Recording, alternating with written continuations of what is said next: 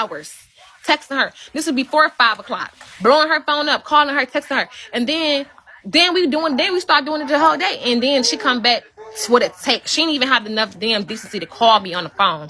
She gonna come back with a text and be like, well, I apologize. I didn't have nobody to come with me to view your house.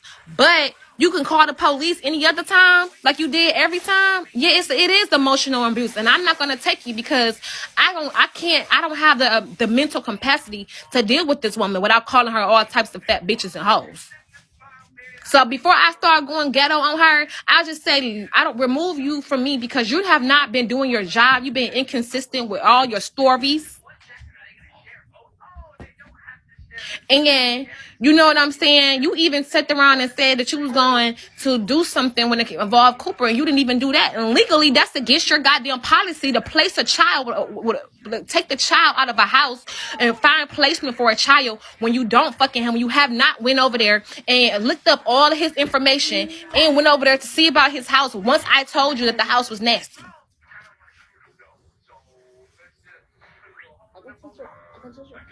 That's against the law.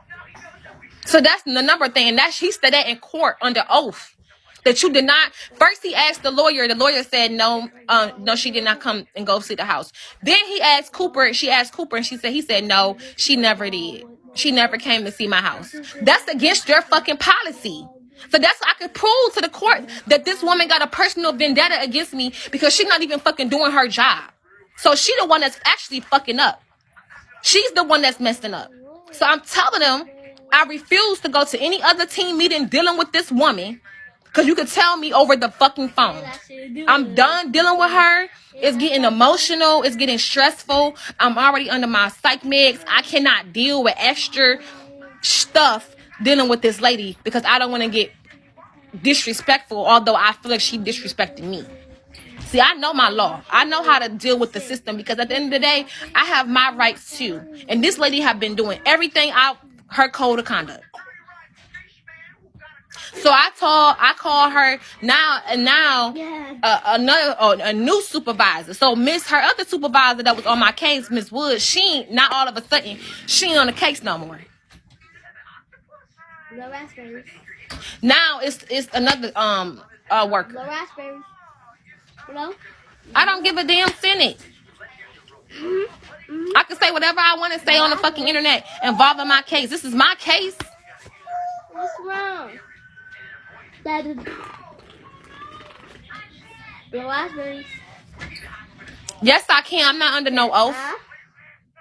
I'm not under no oath. I push. I leave. I can fucking vent to my village. There you go. Where is it illegal at? CPS is very lazy. I don't care what state it is. Yeah, they just seem like they taking their time and they telling you one thing and another, and you think I'm supposed to keep on trusting them? Like, okay, yes, ma'am. Yes, ma'am. Like, no, you're the one. I'm grown as hell for number one. Number two, you want me to respect you? You need to respect me because you're under a policy, baby. You took an oath. Their policy is your oath. You're under it. So when you go outside of your policy, baby, I don't give a fuck if you step one toe. That just alone, her saying that she was going to go and validate Cooper house and then coming down to the family team meeting without Cooper. I mean, and had Cooper come up there to grab my son without a fucking police court order. That's another thing that she did that was her against her policy. So I'm telling them I have enough evidence to prove that I am done playing with y'all. Y'all, I'm not going to no damn meeting. Tell me over the phone. I already told you if you want to have somebody come to my house for 20 hours a week, I agree to that. You want me to sign those papers? I'm going to reread it really good and I will sign them. That's it. I'm not about to go to no meeting and keep playing with y'all. She has been very, very, just nasty. She's been nasty. That's against her policy. CPS cannot remove children outside of the household without me agreeing to it. And I text her before she went her ass up there, and I told her I do not agree to no more safety plan. I am giving you a formal writing that take me off the safety plan. And they still got me on the safety. When I said that, she supposed to immediately went to court. Let's talk about where all the stuff CPS have not been doing right. Because the safety plan is actually not, it's a recommendation, but it's not, they have to go to court for that. They don't want to go to court. That's what I see. They the one that sent over. No, I can Google it and show you right now. I'm about to show you all the evidence that I'm telling you from under their policy. CPS cannot remove children out of the household without a court order. Samaya, let me see your phone.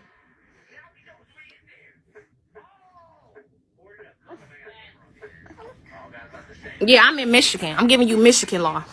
CPS cannot remove children out of the household without a court order. And so for her to even try to put Cooper over there with Matthew, see what happened was when I went to the FTM meeting, I agreed that Cooper can get Matthew until that Friday. That Friday was going to be to the 17th when Samaya had her team meeting, because it was the following Thursday that we had the FTM meeting. So technically she was in order to do that because I agreed to it. When you agree to certain shit, like legally, I didn't even have to let CPS in my motherfucking house legally. I could have told her, go get a court order. Because CPS can't do shit until you start signing papers and agreeing to shit and letting them in your house and all that other stuff. But I didn't have nothing to hide, so I said, come on in.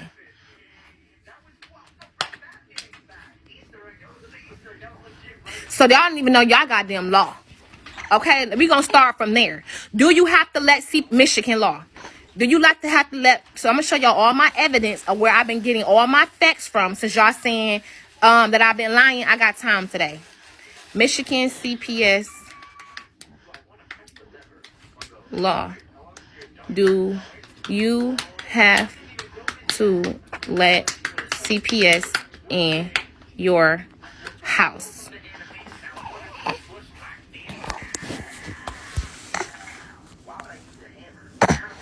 This is what it says. Michigan, right? Do not let CPS workers into your home without a warrant. A CPS officer may try to convince you to let him or her into your home. It's important to remember that you are in no obligation, no way obligated to let the social worker into your house unless they have a warrant, okay? What are my rights with CPS in Michigan? You have the right to not let CPS into your home unless they have signed a warrant or have a court order. So that's we're going to break down all these facts that I've been seeing since the beginning, because I got time today. Because I got 2 phones. Okay? So we're going to clear those lies up. Okay? But because I did, let's go to the safety plan. CPS, Michigan. Because it may be different for you. Maybe DCS for you is CPS for me. Child Protective Services. Okay? Safety plan, CPS plan. And I'm going to make sure I put Michigan.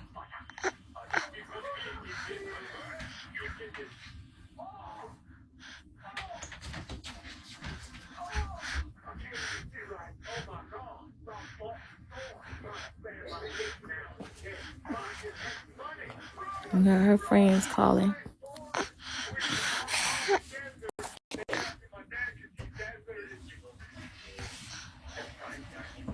Is this more short? Okay. We're gonna read this. When y'all was saying, hold on, let me see y'all, let me see my face. When y'all was saying I was lying about a category, when y'all was saying I was lying about 30 days, 45 days, when y'all was saying I was lying about the investigation, when y'all was saying all of this,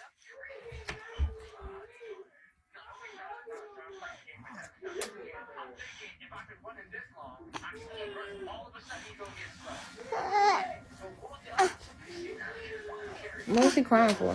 Because he don't want to help granddad. And then maybe I actually need. He do be getting his stuff wrong sometimes. He told me he has a green remote on the bed. But let me read this this application. I mean this investigation. Even green. No, I do not. Okay? This is about Michigan investigation. I'm about to break down these categories and break down when they do, like after they 30, 45 days, then if they want to keep me under any type of thing, they have to go to court. They have to go to court. Okay? I'm about to break down the categories that I could be in that will make them go to court. Investigation. CPS, this is all Michigan.gov, right? This is our website to look up any policy that CPS have. So CPS has 30 days to complete. Turn that off, girl. Don't do that. An investigation, unless extenuating circumstances require an extension. So they can get an extension. A CPS investigation must take within 24 hours, right? They have to have a face-to-face interview. They have to view the home, the family's home.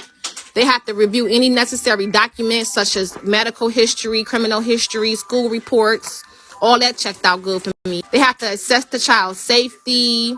They have to have a family needs and strength. That's the FTM meeting, right? So if this is different levels too, because none of my children was injured. So, you have really bad cases, right? So we're going to go to the disposition. The disposition is the final meeting that we're supposed to have on whatever day that they schedule, right? In this disposition, they're going to put the case into these categories, okay? These are the worstest ones. So on the last FTE meeting that I'm about to have is called a disposition. This is what I've been telling you about. This is what I've been waiting on. Is them going to tell me what they're going to put the case into, okay? These two cases as a high level case. After the investigation, they're going to say, okay, we're going to choose this category, that category, or that category. I'm about to read to you the different categories. These different categories, they're going to say we're going to court. We have found that we're going to take your children, put them in placement. We could start this process now, but they got to go to court anyway. That's what I'm trying to tell y'all. Yeah, they have to go to court. If they put me in these two categories, they have to go to court. They cannot go around court because it goes back to what? CPS cannot remove children without a court order. They cannot. They can tell me what they're going to do. Either I can agree to it or not. But even if they remove my children, they have to go to court. They haven't came to their disposition yet. But this last meeting we about to have, I'm about to find out after this long 30-day investigation, right? This long 30-day investigation was our last date of their investigation stops on the 27th. They want to have a meeting the next day. They're trying to push for Tuesday. On Tuesday, they're going to let me know what category they put me in. I'm about to read their categories. Okay. Category V, cases in which CPS is unable to locate the family. No evidence of, I think these two right here. 1 and 2 is the worst categories. Okay. CPS, in cases where CPS is unable to locate the family, no evidence of child abuse or neglect is found, or the court declines to issue an order requiring family cooperation during the investigation. So in this part, it means even the judge don't even find nothing about no neglect. And this one is cases in which a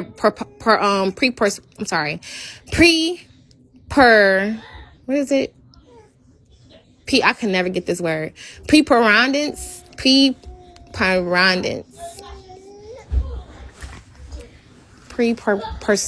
or something like that of evidence of child. I can never get that right. Preponderance.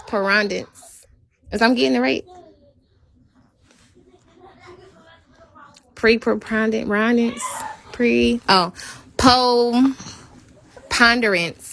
Okay, preponderance of evidence of child abuse or neglect is not found. The department must assist the child's family in voluntary participating in community-based services, commensurate with risk level determined by the risk assessment. So this is the one they told me that they put me in this category the last FTM meeting.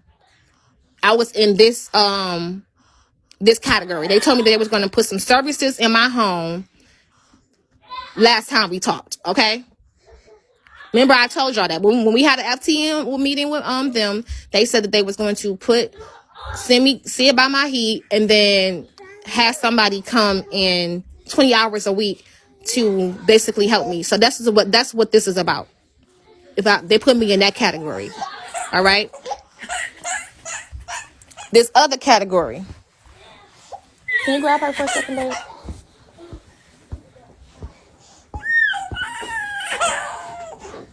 Cases in which the department determines that there is a preponderance of evidence of child abuse or neglect and the risk assessment indicates a high or intense risk, services must be provided by CPS in conjunction with community-based services. And this is another one. Case on category 1. Cases in which the department determined that there is a preponderance of evidence of child abuse or neglect and a court petition is needed and or required, services must be provided by CPS or foster care in conjunction with community-based services. So the community-based services is all of the stuff like counseling, stuff like that. If we have our last meeting is the disposition, right? If they choose that I'm in category 1. Mama. Huh? Hey, y'all need to come down here now. I can hear all the way from So then when y'all get in trouble and y'all sit down the whole day, you think somebody doing y'all wrong. Come in here and sit down. Be quiet. We're not at home. Sit down. They just shut up. Other places, they have a place to play at home. Be quiet. Shut your mouth, Hezekiah, while I sit you in there with your granddaddy. Oh my God. You don't need this. This is what I was telling y'all about. This category, they have to go get a judge permission to remove the children. Okay? I can be in these other categories. Most likely, they're going to try to raise it to this category. They're going to be like cases in which the department determined that there is a preponderance of evidence of child abuse or neglect and the risk assessment indicates a low or moderate risk. A referral to community-based services must be made by CPS. So the community-based services is all of the stuff that they want me to do and all that other stuff. Right? But last time I went, I was in this one. This is what I was telling y'all about be quiet about these categories that I thought I was lying about for the dumb, retarded, stupid, box-head ass niggas in the back that said I was lying about a category. And I'm a whole liar, right? So stop, boy. Yeah, homeboy. So if they put me in this category, they have to take me to court, right? This is what they do next. So actually these two these two. So even if they do put me in category 1 or category 2, they still got to take me to court. They have to put a court petition in. See, it says it right here. If necessary, stop doing that. If necessary, Hezekiah, Samaya, why are you doing that when I'm telling them to stop? Yeah, little bro. You are too big for that. Now I want to sit up here and really cuss your ass out because you're sitting over there doing that to his hair when I'm telling them to stop. You're too big for that. But if he's sitting over here pulling on your braids, you want to act like somebody killing you and somebody's hurting you and treating you so bad. But when you do it, it's okay. Why would you sit over there and pull on his hair like that? No, that's not the way you play. Because if he play like you like that, you gonna want to hit him and you're gonna cause a dramatic ass scene. So stop putting your hands on him. I'm gonna come down at you 5 times harder when you do the same thing that they do to you. Because you act like they're killing you and now it's just an emergency. So stop doing it to them. No, you would have caught a goddamn fit if somebody pulled your hair. Yeah. Be quiet. So why are you sitting up there pulling hairs? Be quiet, Samaya. Don't say anything. Damn. Back to what I was saying. So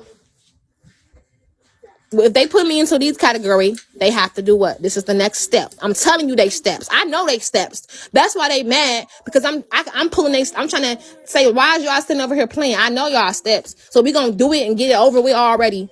Like, you know what I'm saying? But anyways, when a case, this is their policy that they have to follow. When a case is placed in category 2 and 1, which is these ones I just read to you, the perpetrator name, remember I telling y'all, it goes federal after that. The perpetrator's name is listed on the Child Abuse and Neglect Registry. So if they find at the disposition, right there, that they put me into either these 2 categories, our name would go on the registry. Okay. Then the court get petitions. If necessary to ensure child safety, CPS may file a petition with the court requesting that the court order any of the following: the family to cooperate with in-home services. Well, I already said I agree to that. Removal of the perpetrator from the home or removal of the children from the home. So they have to have a court petition to remove the children from the home. So when she went down there, after I told her I disagree with the safety plan, and she tried to get Matthew into Cooper's house, and I went to the police station, I got Matthew back that day, and then Cooper had to go to an actual 36 actual city's court to actually get him from the court, because you can't do nothing without a judge. Right now, I'm just participating in what they're telling me to do. But really, this is, y'all want to sit up here and say that she removed my kids from the house? I'm allowing her to do that. I'm working with her. I'm cooperating with her. But in real life, I could take my kids the fuck home right now, and she has to go get a fucking court order to say anything to me. That's what I'm trying to tell y'all. And I get frustrated when I'm cooperating with them and they not being honest and they going back and forth, because really I could just say fuck them and go to court. But she doing extra shit and trying to be sneaky, and I don't like that. Factors considered prior to requesting removal. So before the court would actually remove these kids, because even though they petitioned the court to remove my kids, they have to have substantial evidence of the reason why they need to be removed. That's why she dragging her feet to fucking check the heat, because she know technically she cannot no longer use that about checking no heat and no water. You know why? Because the child has to be in immediate risk of harm. If I'm at the house with my kids, she can't say, once she validated the heat and water, that there's an immediate danger. She didn't have to prove this. How does the caretaker view the situation? I told her, if you want to come to my house and have somebody come to whatever, I agree to that. Is the caretaker cooperative? Yes, I've been cooperative with them the whole time, but she's not doing her job. So now it's making me, and I got proof of that. Is the caretaker capable of change? Yes, I've been capable of change. I've been here for 30 days, and I've been freaking going to school. I've been getting the kids and all types of counseling and shit like that. Are there alternate removals? Yes, there is alternate removals. Are there immediate services that can be put in place to keep the child safe in the home? Yes. Can arrangements be made for the child until those services case be put in place? Yes. Will the perpetrator leave the home? Patrick is not in the home. Can court orders be put in place that will keep the child safe? Right? So she have to prove all of this before she even petition the court. So let's say the court accepts it, right? What? Can you go give me some food? No, you're gonna have to eat some cream of wheat just like him. Don't let me. Huh? He said I'm going to his kitchen and eat them. Okay, I'll go make it. Hezekiah, don't let her fall off this couch. I can't watch both of them. Jeremiah is watching this one. So after that, this is their law. This is their penal code. Okay? In Michigan, our penal code start with 772. So when you look up the penal codes, you want to make sure you look at these numbers after the dot. Okay? So most of our penal codes under any type of child type of stuff